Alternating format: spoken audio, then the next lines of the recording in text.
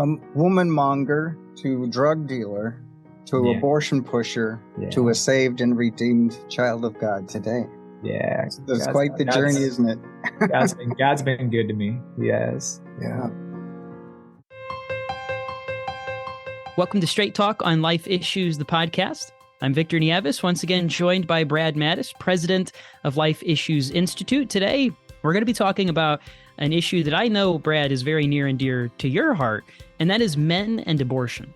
Yes, Victor, this is something that I've been involved with since the mid-90s, when we began to get letters from men, emails and letters of just pure emotional torture that they were going through when they sent those letters, about the remorse and the anguish and the guilt of having been part of doing something that in their minds could not be matched in its evil depravity, and that's killing their unborn child.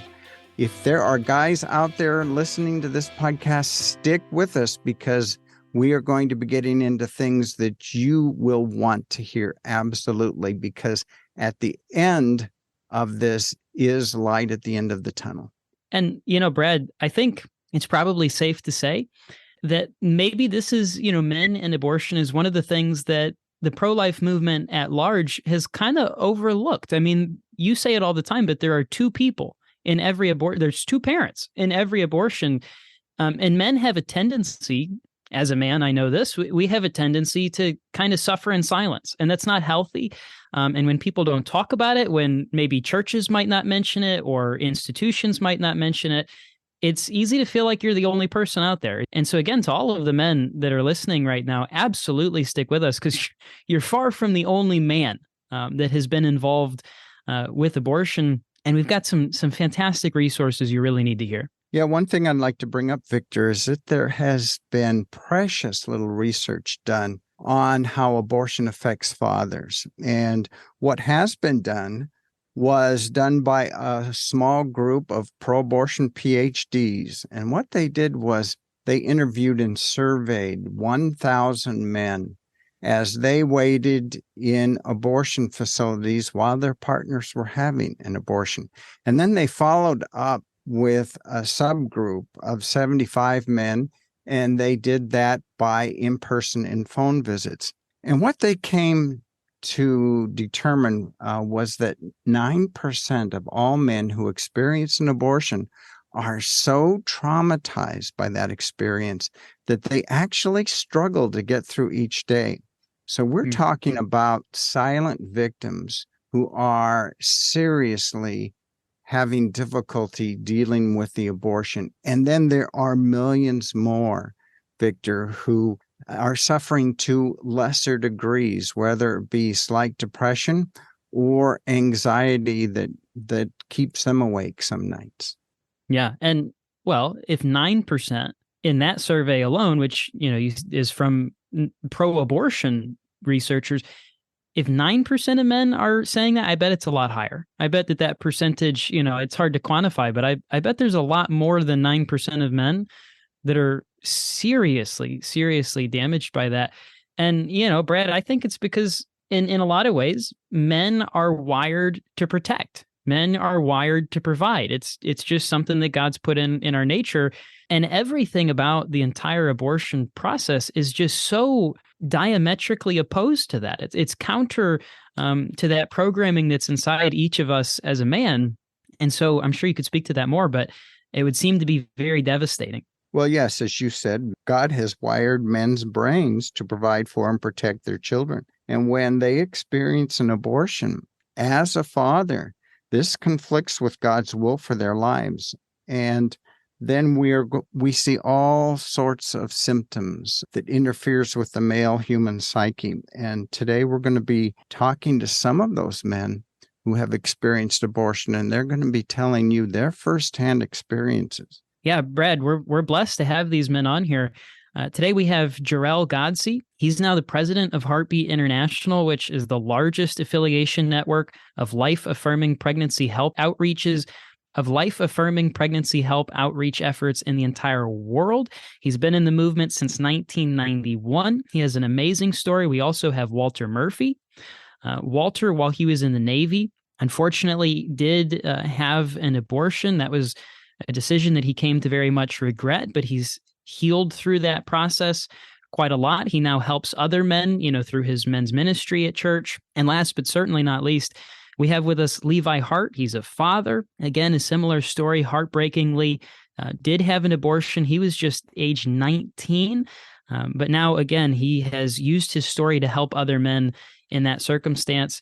Gentlemen, I want to thank you so much for your willingness to come on the program and to share your experience with us. Yeah, thank you. Appreciate you having me on. Well, let's jump right in. Jarrell, I'd like to hear from you first. Could you briefly tell us about your story? Sure. I was in a relationship basically towards the end of high school and moving into a college timeframe, and found that my girlfriend was pregnant. It was one of those things where it was something that there only seemed to be one option, and that was abortion. So it was not something that was debated. It was a resignation. It was this is what has to happen. And as I look back on that moment, what I realized was that I was really operating out of selfishness in that moment and was pressing into that and making that part of the answer when it should have been and should have involved even more discussion, even more clarity. And that was what I didn't seek. So in that moment, for me, it was something I missed the opportunity, as you said earlier, to provide and protect, and sought what was best for me. And so I facilitated that abortion. I drove her to the abortion clinic. I took her inside. The lady that took her back looked at me and said, "This will take about an hour or 2 hours," and says, "You might want to buy her some flowers." So I did that. I went and bought her flowers and gave them to her upon her coming out of the abortion clinic. And that was the quietest ride I've ever been on with another person in the vehicle, because we traveled about 45 minutes to an hour away from where we lived to experience that. And the flowers, of course, didn't do anything. There was obviously a resignation, but also a clear pain that came out of that. And like most things, we do it to save the relationship. And in fact, it is the very catalyst for the dissolution of that relationship. And that's certainly what happened in that situation. Walter, give us your story briefly, if you would, please. Basically, I was born here in this little town of Gloucester, Massachusetts. I grew up here. I joined the Navy. I went off to sea, and I came back here in 1977. And I was married at the time, but my wife left me, and she left my child and my infant son, and she went off to Florida with her boyfriend. So I was in a bit of a tough space. I did eventually start dating another woman, and she ended up pregnant, and that's where the abortion story began. I was drinking heavily, alcoholically at the time, and she was pregnant. I was in the midst of this ugly divorce with my first wife, and it just seemed like there was no other option. There was no other way to go on with life by having another child. She had a kid. I had my son, and I forced her to do that. I said, "I'm not going to do this. I am not feeling excited about having another kid." And the reflection of that all is that I was absolutely self-centered individual, looking absolutely for nothing more than what was going to satisfy what I wanted to happen, what I thought was right for me, and my consideration for her and the other kids and stuff was really non-existent. You're living proof that couples rarely survive those abortions, as Jarrell pointed out. Levi, if you could briefly give us your story. Well, so I was 19 years old whenever I advocated for the abortion. Brought up in a Christian home, but always very rebellious. And come high school, that just, shifted really quickly into drugs, alcohol, and just sleeping with a lot of women. And this particular girl, I was with her for about a year, she got pregnant. The conversation about abortion began immediately. And, I'm only 33 years old, so a millennial, and what was getting pushed a whole lot, for some time is, this is just a third form of birth control. Is this the lie being pushed? And even though I was brought up in a fairly Christian home, made a profession of faith at 7 years old, obviously didn't play out a whole lot. It was a very convenient lie to believe at the time. I was 19, she was 16, 17 years old, and all we did was we partied every day. It was all we were doing. The idea of stopping and becoming parents, she's still in high school, like my parents had kicked me out. I was living at someone else's house, dealing drugs out of there and just living this crazy lifestyle. So bringing a kid into the world was just like, no, it was just terrifying.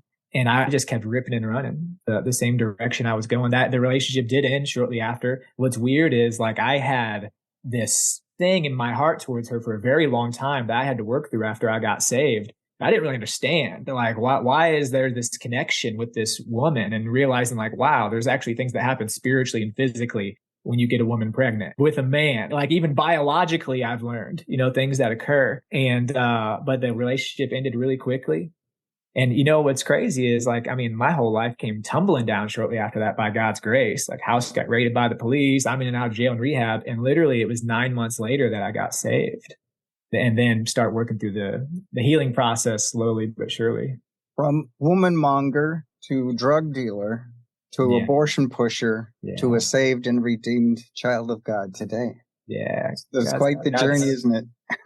God's been good to me. Yes. Yeah. Yeah. Well, Walter, could you chime in here a little bit and share a little on some maybe of the specifics of things that you experienced after your abortion? I think in the immediate aftermath, I was actually pretty shocked. First, I dropped her off and I picked her up. I didn't even go in the building with her. I says, "What did you see it?" And she says, "Well, yeah, and it was a boy." So when she said it was a boy, it went from being like just a thing we had to deal with to, wow, that was actually my child.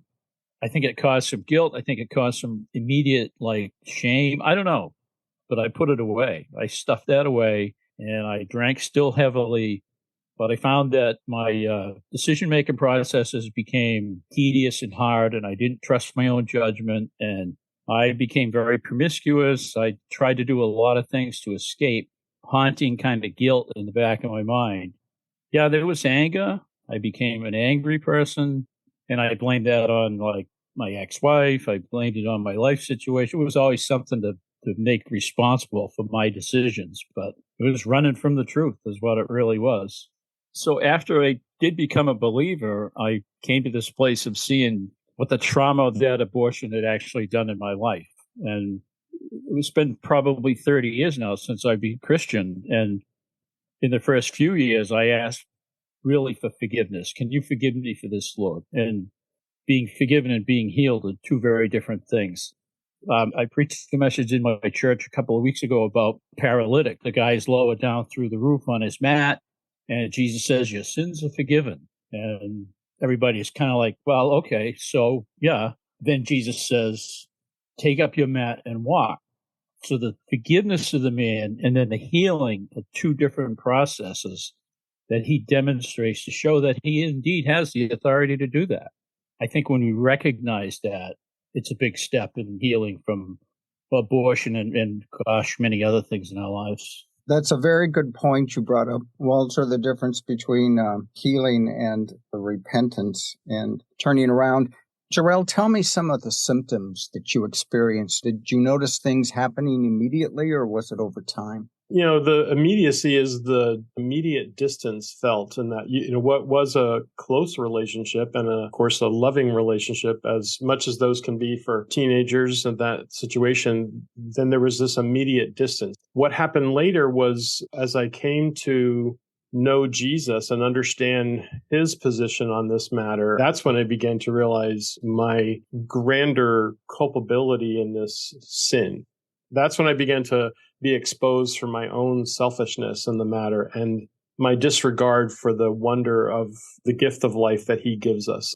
Yeah, you mentioned Jesus and God, of course, as a very important piece of this, Jarrell. Levi, I'd like to know a few more details about your heavenly coming up, if you would. You came out of a prison, did you say, after 9 months? Yeah, and so I fill us in on a little of those details. Yeah, so the house got raided, and I spent about the next year in and out of jail and rehab. So by God's grace, I never had to go to prison, but county jail for a couple months. So I was like the rich young ruler, didn't want to surrender everything. But then I did, and God began to bring organic healing. Forgiveness was the first thing. Realizing how wrong it was the first thing, and then the forgiveness, alluding to what Walter was talking about, where the forgiveness needed to go into a deeper level of healing. Because now I've been in pro-life work for 3.5 years. I've had this abortion, and this growing sense kept continually growing of feeling bad that I feel disconnected to it, if that makes sense. Like there's this disconnect that I didn't understand. I knew it was wrong. I give the best pro-life arguments, all these different things. I know it's a baby, but there's this disconnect that I just can't connect with. Next thing I know, I go down to the CareNet conference where I see Walter. They ask these guys questions about their abortion story. And it's the very last thing in the whole conference. And this stuff's hitting me. I'm just like, wow, this is crazy. And they do an invitation at the end and I go up and I realized one of the things that was really hitting me was each one of these guys had this story in their healing process because I didn't know what was missing. Like, what's missing in my healing process here? I don't know, like, what I'm missing. And each one of them had named their child and written them a letter and had like some sort of ceremony or something. And I realized each time I heard that, it made me feel worse. Because each time I thought about that over the years, the idea of doing something, because it wasn't the first time I heard that kind of thing. But each time I thought about doing it, I was like, I don't even know the gender. I can't dishonor this child any further. And I'd just shove it to the back of my mind. And then I'm on the way to the airport and I start having images in my head that I can't escape of me holding a baby girl. And I realize God's telling me it's a girl. And then just the tears keep coming and, you know, and that plays into this whole process. I named her Catherine. And so that's where the forgiveness, the salvation, and then 14 years, you know, 14, almost 15 years later, you know, I'd have a 14-year-old right now. I got a 14-year-old in heaven, that this healing is taken into a deeper place. You know, so I just agree with Walter and what he was saying as far as like, you don't got to live there, like Christian as well. Like God can start doing some quick work as soon as you start looking at it. Yeah, when you mentioned a disconnect, my first thought was, well, did you name your baby? And that's exactly what led to that. The men in counseling that I've done have really turned a corner when I've assigned them homework to come back with the name of their baby the following week. And it has just been amazing to see what God does in that step. I'd like to hear from Jarrell and Walter. Jarrell, you first. Is that something that you've decided to do, to name your baby? So it's a process I learned in the center in South Florida. And we would not only name the baby, but also have a ceremony of recognizing and memorializing the child. And so there's been a number of different ways that the guys that I've related to and connected with have done that. We had one gentleman took a set of golf clubs to the beach and actually tossed them all in the water because it was an offering to all the rounds of golf that he had missed with his son.